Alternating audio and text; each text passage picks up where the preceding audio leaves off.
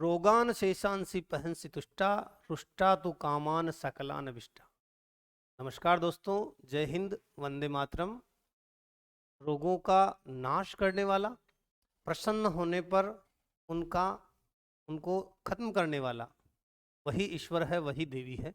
तो आज हम इस वीडियो के अंदर मानव में होने वाले रोगों के बारे में चर्चा करेंगे, जो प्रोटोजोआ से, वायरस से, बैक्टीरिया से, फंगस से और कई कारणों से जो मनुष्यों में रोग होते हैं उन पे हम चर्चा करेंगे। तो सबसे पहले हम जिस रोग कारक के बारे में चर्चा करेंगे वो है प्रोटोजोआ। तो दोस्तों देखते हैं प्रोटोजोआ से होने वाले रोगों को। तो हम सबसे पहले मानव रोग में प्रोटोजोआ से होने वाले रोगों का अध्ययन करेंगे। ये जो प्रोटो शब्द है, ज्यादातर जहां पर ये प्रोटो शब्द साइंस में काम में आता है, जिसका मतलब होता है वन, फर्स्ट, स्टार्ट, एक। और जोआ जो शब्द है उसका अर्थ होता है जंतु, जीव। जिस जीव जो एक कोशिकीय जीव से जो होने वाले रोग होते हैं उनको हम प्रोटोजोआ से होने वाले रोगों के अंतर्गत रखते हैं। तो देखते हैं प्रोटोजोआ से होने वाले रोग कौन कौन से हैं, ये किस प्रकार रोगों का संचरण करते हैं, कौन कौन से इसमें रोग कारक होते हैं। तो सबसे पहले अगर हम बात करें, कुछ रोगों के नाम दिए हुए हैं। पायरिया, कालाजार, मलेरिया, पेचिस और सोने की बीमारी। सोना, ज्यादा नींद आती है जिसमें। तो इस प्रकार की जो बीमारियां हैं ये मनुष्य में किसके द्वारा होती है? प्रोटोजोआ से। तो सवाल नंबर एक, पहले प्रकार का जो सवाल बनता है वो इस प्रकार बनता है कि निम्न में से प्रोटोजोआ से होने वाला रोग है? रोग नहीं है। कभी कभी वायरस का पूछते हैं, से इसी तरह बैक्टीरिया का पूछते हैं। तो अपने को एक छोटी सी लाइन ध्यान रखनी है। प्रोटोजोआ से होने वाले रोगों में हमें एक लाइन ध्यान रखनी है, एक ही लाइन में काम हो जाएगा, ज्यादा टेंशन नहीं लेनी है अपने को। और वो लाइन क्या है? आपको लाइन याद रखनी है। पापा काम पे सोते हैं। पापा काम पे सोते हैं। पापा काम पे सोते हैं। पापा काम पे सोते हैं तो पा से पायरिया, का से काला आजार, मैं से मलेरिया, पे से पेचिस और सोते हैं से सोने की बीमारी। ये सभी रोग किससे होते हैं? ये सभी रोग हैं प्रोटोजोआ से होने वाले रोग। प्रोटोजोआ से होने वाले रोग याद हो जाएगा। आप इस लाइन को बार बार रटें। पापा काम पे सोते हैं। पायरिया, मलेरिया, काला आजार, पेचिस और सोने की बीमारी, पापा काम पे सोते हैं। तो ये जो रोग हैं ये प्रोटोजोआ से होते हैं। प्रोटोजोआ क्या चीज है? प्रोटो यानी एक, जोआ यानी जानवर, जंतु, जीव। वह एक कोशिकीय जीव है ना, जिससे ये रोग होते हैं वो प्रोटोजोआ जनित रोग के अंतर्गत आते हैं। इन प्रोटोजोआ जो है इनकी खोज की थी एंटोनी वॉन ल्यूवेनहॉक ने। ये जो ल्यूवेनहॉक है इनका नाम हम पहले सेल में भी पढ़ चुके हैं। सेल कोशिका, जो कोशिका में जीवित कोशिका है उसकी खोज भी इन्होंने की थी। पहली बार जीवित कोशिका की खोज किसने की? एंटोनी वॉन ल्यूवेनहॉक ने। याद हो जाए अच्छी बात है, बहुत अच्छा है। नामकरण गोल्डफस ने किया प्रोटोजोआ। प्रोटोजोआ जीव होते कौन कौन से हैं? अमीबा, बहुत, हम जब प्राइमरी जीव के बारे में पढ़ते हैं तो इस तरह का आकार संरचना देख पाते हैं। अमीबा की अनियमित संरचना होती है, अनियमित संरचना होती है। द्विखंडन वाला जनन करता है, खुद ही टूट जाता है और नए जीव बनाता है। संकुचनशील रसधानी पाई जाती है। तो अमीबा अपने कोर्स में अभी पढ़ नहीं रहे, हम पढ़ रहे हैं अभी प्रोटोजोआ से होने वाले रोगों के अंतर्गत। तो हम यूग्लिना, अमीबा, पैरामीशियम, यूग्लिना भी हमारे आ चुका है। यूग्लिना हमने पढ़ा था, वो जीव जो पादप और जंतु के मध्य की क्या कहलाता है? योजक कड़ी कहलाता है। हमने इससे पहले पढ़ा था सजीव और निर्जीव के मध्य की योजक कड़ी, वो होता है वायरस। लेकिन अगर अपना प्रश्न आए पादप और जंतु के मध्य की योजक कड़ी कौन सी है, तो हमारा आंसर जाएगा यूग्लिना। ठीक है, याद रह जाएगा यूग्लिना, क्योंकि जीवों के लक्षण रखता है जंतुओं के, लेकिन प्रकाश संश्लेषण भी करता है। इसलिए इसमें कुछ गुण जो है वो पादपों के होते हैं और कुछ गुण होते हैं जंतुओं के। आगे देखते हैं अपन। जो पहला रोग है, हमने अभी लाइन पढ़ी थी, याद रखना, वापस रिपीट करते हैं। पापा आम पे सोते हैं। पा से पायरिया, का से कालाजार, म से मलेरिया, पे से पेचिस और सोने से सोने की बीमारी। पायरिया जो है, इस रोग के अंदर जो एंट अमीबा जिंजीवेलिस है, ये ओब्लिक नहीं है, एंट अमीबा जिंजीवेलिस है, इससे मसूड़ों में क्या आने लगता है, यहाँ संक्रमण हो जाता है और ये प्रोटोजोआ जो है बढ़ने लगता है, जिससे मसूड़ों में खून आना शुरू हो जाता है। तो इस प्रकार की बीमारी जो है वो मुंह के मसूड़ों को, दांतों को कमजोर करती है, मसूड़ों को संक्रमित करती है। ये जो बैक्टीरिया है एंट अमीबा, ये हम जब दूषित भोजन खाते हैं उसमें ये पाया जाता है और यहाँ से यह मुंह में नमी की उपस्थिति के अंदर बढ़ता है और मसूड़ों को नुकसान पहुंचाता है। तो हम दो तरह के मसूड़ों के रोग पढ़ते हैं, एक हम पढ़ते हैं स्कर्वी भी पढ़ते हैं। स्कर्वी जो है वो किसकी कमी से, तो वो विटामिन सी की कमी से होता है। विटामिन सी जिसे हम किस नाम से भी जानते हैं, एस्कार्बिक अम्ल, हम पहले पढ़ चुके हैं। तो एक तो मसूड़ों से खून आना, अगर हमारे पोषण से सवाल आता है तो उसमें आंसर जाता है वो रोग कौन सा है, वो रोग है scurvy, vitamin C, vitamin C की कमी से। लेकिन यदि पोषण से नहीं आकर रोगों से आता है, प्रोटोजोआ से होने वाले रोगों में आता है, तब आंसर जाएगा उसका पायरिया। दोनों में सिम्टम थोड़ा सा कॉमन लग रहा है अपने को, मसूड़ों से खून आना। यहाँ पर जो रोग कारक है वो है एंट अमीबा जिंजीवेलिस, याद रह जाएगा, एंट अमीबा जिंजीवेलिस। लक्षण क्या है, मसूड़ों से खून आना, मसूड़े कमजोर हो जाना। दूसरा जो बीमारी है, वापस पापा काम पे सोते हैं, रिपीट करिए, पा से पायरिया, का से काला आजार, म से मलेरिया, पे से पेचिस और सोने से सोने की बीमारी, नींद ज्यादा आना। दूसरी जो बीमारी है वो है काला आजार। ये जो काला आजार है, ये जो काला आजार है, ये लिशमेनिया, लिशमेनिया नामक प्रोटोजोआ से होती है। डोनोवेनी याद रहे, अच्छी बात, नहीं याद रहे तो भी आपको लिशमेनिया जरूर याद रखना है। लिशमेनिया जो है वो काला होता है, ऐसे माइंड में बैठा लेना तो याद रह जाएगा। लिशमेनिया जो है ये डोनोवेनी के कारण ये बीमारी होती है, इसीलिए इसको डिशमेनिया भी कहते हैं। इसी रोग को दमदम रोग के नाम से जाना जाता है और इस रोग को ही काला बुखार के नाम से जाना जाता है। इस रोग का जो वाहक है वो एक मक्खी है, जिसे हम सैंड फ्लाई के नाम से जानते हैं। मक्खी कौन सी, सैंड फ्लाई, सैंड फ्लाई मक्खी, बालू मक्खी भी कहते हैं इसे। ये जो मक्खी है ये काटती है, ये जो मक्खी है ये काटती है, और ये जो मक्खी ज्यादातर अफगानिस्तान में देखी जाती है, अफगानिस्तान में बहुत अधिक होती है। वहां पर जब अमेरिकन ट्रूप्स पहुंचे थे अफगानिस्तान में, तो जब वो आतंकियों को, तालिबानी को पकड़ने के लिए नाइट में कहीं पर स्टे करते थे, उन्हें इन मक्खियों से बड़ा डर लगता था, क्योंकि ये जहाँ काटती है वहां चकते बनना शुरू हो जाते हैं। तो ये रोग विश्व में अगर सबसे ज्यादा हम देखें तो ये अफगानिस्तान में ज्यादा देखने को मिलता है। बलुई मक्खी या सैंड फ्लाई, फ्लाई मक्खी, घरेलू मक्खी, इस फ्लाई मक्खी से ये रोग होता है, जो बलुई मक्खी के नाम से जानी जाती है। जब ये मक्खी काटती है तो शरीर पर चकते बन जाते हैं, और ये मक्खी जो है ये किसका काम करती है, वाहक का। जबकि रोग कारक, देखो दो चीजें आपको हर में ध्यान रखनी है, रोग कारक अलग चीज होती है और उसको ले जाने वाला वाहक अलग होता है। हम बस में बैठ रहे हैं, वो बस हमारा वाहन है, ठीक है, और जो सवारी है उसे वो गंतव्य तक पहुंचा रही है, हम अपने गंतव्य तक पहुंचते हैं। तो इसी तरह जब हम जीवाणु रोगाणु पढ़ते हैं तो ये तो रोग कारक जो होते हैं, जो रोग के लिए उत्तरदायी होता है, और उस रोग को एक स्थान से उठाकर दूसरे या जीव में रोग को पहुंचाने वाला वो रोग का वाहक या कारक कहलाता है। दोनों में अंतर होता है। जब भी प्रश्न आता है, कई बार ये डेंगू का आता है, ज्यादातर मलेरिया का आता है, तो कई बच्चे हड़बड़ाहट में, जल्दबाजी के अंदर एक बहुत बड़ी गलती करते हैं। हम देखते नहीं है प्रश्न में वाहक पूछा है या कारक पूछा है। रोग का कारण चीज अलग है और रोग का वाहक चीज अलग है। वापस देखते हैं तो काला आजार में रोग का कारण है लिशमेनिया और वाहक है सैंड फ्लाई या बलुई मक्खी। मक्खी जब काटती है ये मक्खी तो शरीर पर चकते बन जाते हैं और बाद में जो प्लीहा है, यकृत में सूजन आ जाती है।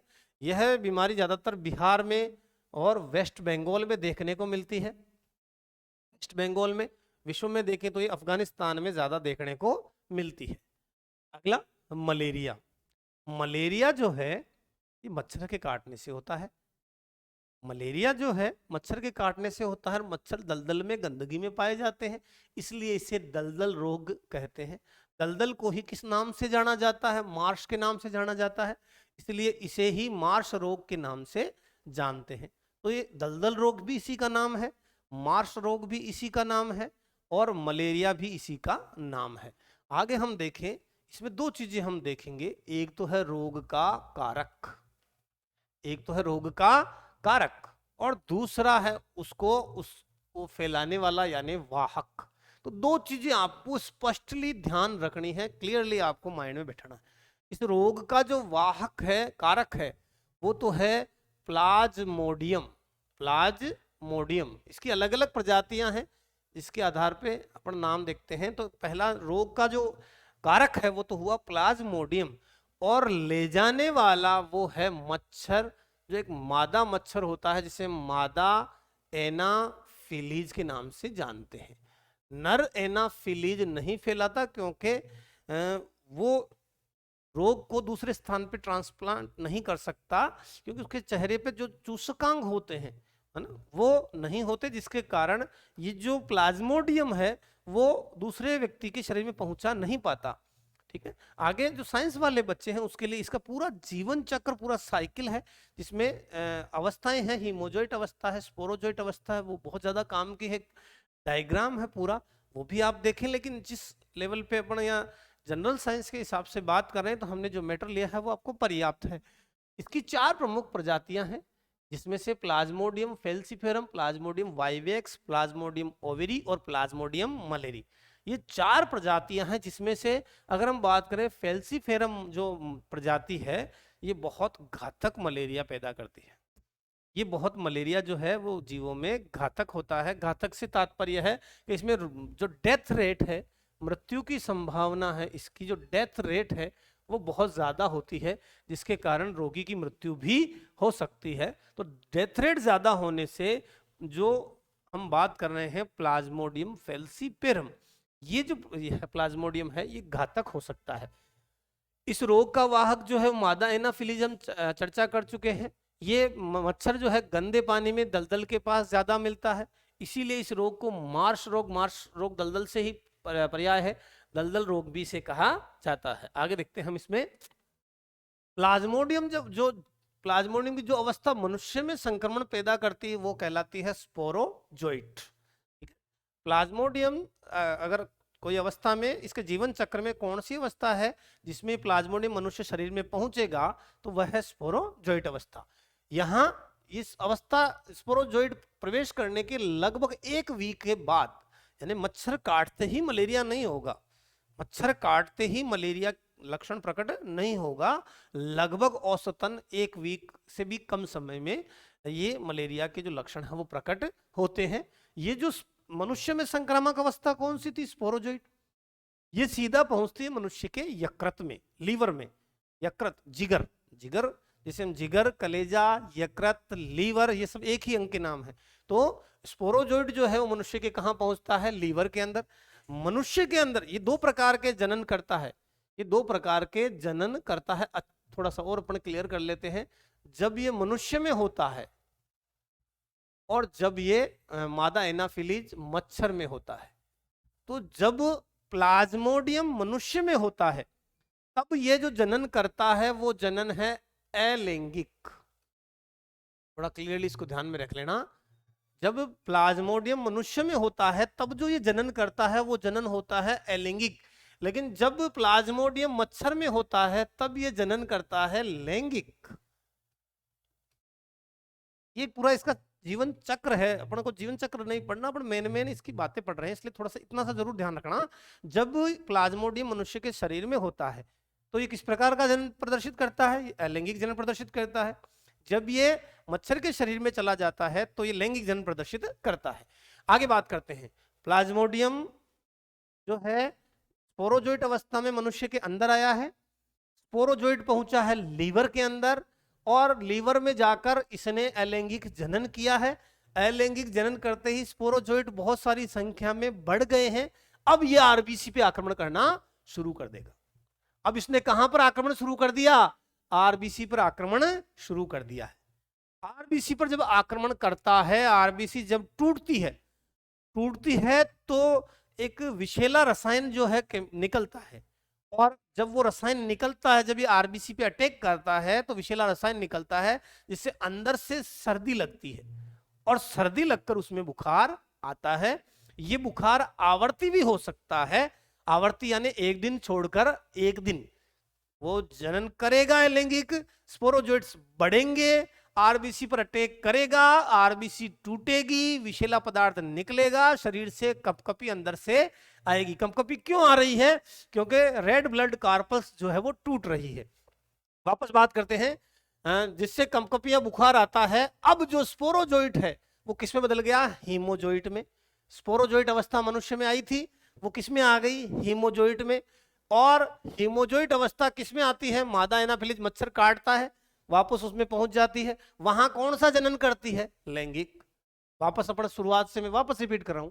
स्पोरोजोइट मनुष्य में पहुंची, स्पोरोजोइट अवस्था मनुष्य में पहुंची, 5 से 7 दिन लगे लीवर से पहुंचने में, 4 से 6 दिन लिया अपने एवरेज। लीवर में पहुंचा, लीवर में पहुंच के कौन सा जनन दिखाया? अलैंगिक जनन दिखाया। अलैंगिक जनन होते ही आरबीसी पर अटैक किया, कपकपी लगी, सर्दी बुखार आई, लक्षण प्रकट हुए। वापस मच्छर में ये स्पोरोजोइट हीमोजोइट में बदली और मच्छर में पहुंची। मच्छर में पहुंचकर कौन सा जनन किया? लैंगिक जनन किया। और पुनः स्पोरोजोइट जो है वो दलदल में पहुंच जाते हैं। वहां से वापस मच्छर द्वारा उठाए जाते हैं स्पोरोजोइट, और वापस किस में पहुंचाए जाते हैं? मनुष्य में। यानी इनकी बीच की जो वाहक है मादा एनाफिलिस मच्छर को खत्म कर दिया जाए तो मलेरिया जो है वो मनुष्य में नहीं पहुंच पाएगा। ये बात समझ में आई? क्यों? क्योंकि वो इनको लैंगिक जनन का एक माध्यम प्रदान करता है। तो इसलिए ज्यादातर दलदल को इकट्ठा होने से रोकते हैं। जब प्रचार प्रसार करती है सरकारें, मलेरिया जब आता है तो उस समय में प्रचार प्रसार किया जाता है कि मच्छर को पनपने से आप रोकें, दलदल नहीं होने दें, गंदगी नहीं होने दें। और ज्यादातर जहां ठहराव वाला पानी होता है वहां पे केमिकल सतह पे छिड़का जाता है। वापस देखते हैं कुछ इंपॉर्टेंट बात। मलेरिया की जांच डायग्नोसिस के लिए ब्लड की जांच कराई जाती है। उपचार के अंदर कुनेन औषधि दी जाती है। कुनेन जिसे सिनकोना वृक्ष की छाल से प्राप्त किया जाता है। बहुत बार का इंपॉर्टेंट सवाल है, ये सबसे ज्यादा पूछा जाने वाला सवाल है मलेरिया से। इसे औषधियों से भी पूछते हैं, रोगों से भी पूछते हैं, तो इसलिए आपको ध्यान रखना है कुनेन औषधि सिनकोना वृक्ष की छाल से प्राप्त की जाती है। मलेरिया की सबसे पहले खोज की थी रोनाल्ड रोस ने। रोनाल्ड रोस ने मलेरिया का उशिष्ट सबसे पहले देखा था। मलेरिया दिवस जो है वो 25 अप्रैल को मनाया जाता है। अंतरराष्ट्रीय मलेरिया दिवस कब मनाया जाता है? तो 25 अप्रैल को। तो मोटे मोटे जो सवाल थे इसमें से वो अपने देख लिए हैं। अगला देखते हैं आगे। इसमें अपने को भाई ये जरूर ध्यान रखना है, कुनेन औषधि है जो सिनकोना वृक्ष की छाल से प्राप्त की जाती है। अगली बीमारी जो है वो अमीबाइसिस है। सामान्य सी बात है, गंदा पानी पिएंगे, प्रदूषित पानी पिएंगे तो एंट अमीबा हिस्टोलिटिका, या कई जगह हिस्टोलाइटिका भी लिखा हुआ है, एंट अमीबा हिस्टोलिटिका जो है वो शरीर में प्रवेश कर जाएगी। और ये एंट अमीबा है, इसको एक स्थान से दूसरे स्थान उठा के घरेलू मक्खी भी पहुंच जाती है, जिससे पेट में मरोड़ी, उल्टी, दस्त पहुंचना शुरू हो जाती है। और सामान्यतः जो एंट अमीबा है या अमीबा है वो इतना तेजी से उनकी जो हम कह सकते हैं सिस्ट बनते हैं तो वो दस्त के रूप में फिर बाहर हमारे निकलते हैं। ये जो स्थिति है ये कहलाती है पेचिस। इसी को ही डिसेंट्री कहते हैं और इसी को ही अमीबाइसिस के नाम से जानते हैं, जिसका वाहक है घरेलू मक्खी। वैज्ञानिक जो लैश है उसने बताया था कि एंट अमीबा के शरीर में सिस्ट प्रवेश करते हैं और वहां पर ये अवस्था एक ट्रोफोजाइट में बदल जाती है। आंत में जाकर ये सिस्ट तेजी से बहुत सारे सिस्ट में बदलता है, करोड़ों की संख्या में, और ये पेट में मरोड़ पैदा करते हैं और पेट में मरोड़ होने के बाद हमें तेजी से दस्त लगते हैं। सामान्यतः 4 से 5 दिन ना दस्त लगते हैं। तो इससे बचने के लिए एक एंटीकोनल दवाई है वो दी जाती है, तो जिससे हम पेट में मरोड़ी और दस्त या एंट अमीबा जो है वो खत्म हो जाता है। अगला रोग देखते हैं, हमने जो ट्रिक ली थी वो थी प्रोटोजोआ से होने वाले रोग। किससे होने वाले? प्रोटोजोआ से। प्रोटो किसे? एक, जोआ यानी कोशिका। प्रोटोजोआ से होने वाले रोग थे कौन कौन से? पापा काम पे सोते हैं, पापा काम पे सोते हैं। पा से पायरिया, मसूड़ों में खून आना पढ़ लिया था अपन ने। एंट अमीबा जिंजीवेलिस से। काला अजार, काला अजार लिशमेनिया से, काला अजार लिशमेनिया से। म से मलेरिया, म से मलेरिया किससे? प्लाज्मोडियम से। एंट अमीबा हिस्टोलिटिका, एंट अमीबा हिस्टोलाइटिका। सोने से, सोने की बीमारी, सोने की बीमारी। यहाँ हमने रोग कारक लिख दिया है। ये किससे होगा? पेचिस कहलाता है। ये क्या कहलाता है? पेचिस, जो किससे होता है? एंट अमीबा हिस्टोलिटिका से। ये जो सोने की बीमारी है ये होती है ट्रिपोनोजोमा से, ट्रिपेनोजोमा से। मलेरिया जो है वो होता है प्लाज्मोडियम से। किससे होता है भाई? प्लाज्मोडियम से। काला अजार जो होता है वो होता है लिशमेनिया से, लिशमेनिया से। पायरिया जो है वो होता है एंट अमीबा जिंजीवेलिस से, जिंजीवेलिस से। तो यहाँ 5 दूनी 10 प्रश्न कंठस्थ करें, अभी कंठस्थ करें इनको, बिल्कुल बिल्कुल कंठस्थ करें। पापा काम पे सोते हैं, पायरिया, काला अजार, मलेरिया, पेचिस और सोने की बीमारी किस किस से होते हैं? कंठस्थ करें वापस इनको, कंठस्थ करें। पायरिया किससे होता है? एंट अमीबा जिंजीवेलिस से। काला अजार किससे होता है? लिशमेनिया से। मलेरिया किससे होता है? प्लाज्मोडियम से। पेचिस किससे होता है? एंट अमीबा हिस्टोलिटिका से। सोने की बीमारी किससे होती है? ट्रिपोनोजोमा से। बिल्कुल सिंपल सी बात है। 10 12 15 सवाल है, कंठस्थ करना है, रिवीजन करना है और याद रखना है। पापा काम पे सोते हैं, पायरिया, का से काला अजार, माँ से मलेरिया, पे से पेचिस और सोने की बीमारी। और 5 रोग कारक हैं, सामान्य से लक्षण हैं। आप इनको याद कीजिए, कंठस्थ कीजिए, टेस्ट सीरीज पे जाइए, टेस्ट दीजिए और रिवीजन कीजिए। कहीं कोई चूक नहीं होगी, कोई प्रश्न नहीं छूटेगा। बहुत बहुत धन्यवाद।